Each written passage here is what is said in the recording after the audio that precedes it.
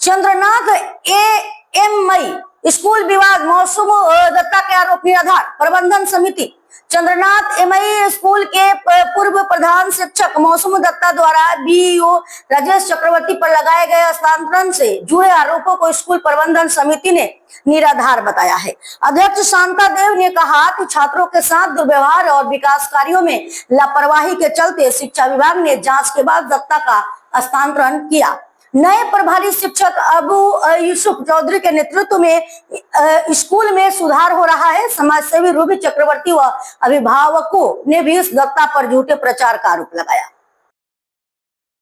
আমার মৌসুমগত sir transfer হয়েছেন তান খাইসলতে কিছু হয়েছেন। আমি তার লোকে 3 বছর প্রেসিডেন্ট চলাইছিলাম কমিটি থেকে।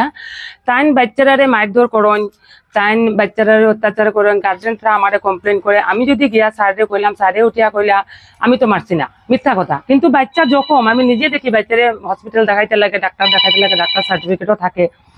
তারপরে বাচ্চারা দিয়া ল্যাট্রিন বাথরুম পরিষ্কার করানি, কিচেন গার্ডেন করানি, এইসব কাজ বালু ইট বুকানি।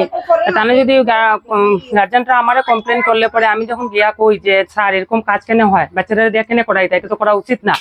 উঠিয়া কোন গাইডলাইনে আছে, সরকারের রুল মতো আছে, আমি এটা করাইমু, আপনারা কিছু করতে পারবানি। তাইন মানে হইতে পারেন হ্যান্ডিক্যাপ 65% কইছেন, কিন্তু তাইন একলাই 100।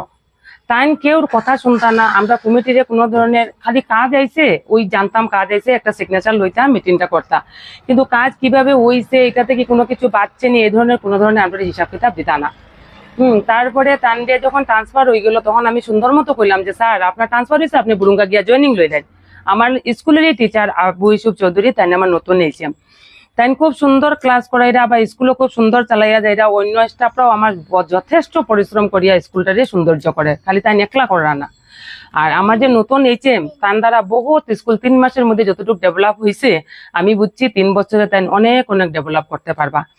আর একটা কথা যে এখানে শুনছি যে বিও স্যার রাজেশ চক্রবর্তী স্যারের বিরুদ্ধে কথা কোয়া, তাই না আমরা ফান্ডের ব্যাপারে কিচ্ছু না। ফান্ড 2 কোটি শুনছি, কিন্তু এখনো স্যাংশনই হয়েছে নি তাও ভালো করে জানি না, বা ফান্ড আইসে বলিয়া যায় না। এটার মধ্যে রাজেশ চক্রবর্তী স্যারের কোনো হাত নাই, তানে মিথ্যা দোষী অপবাদ করা হয়।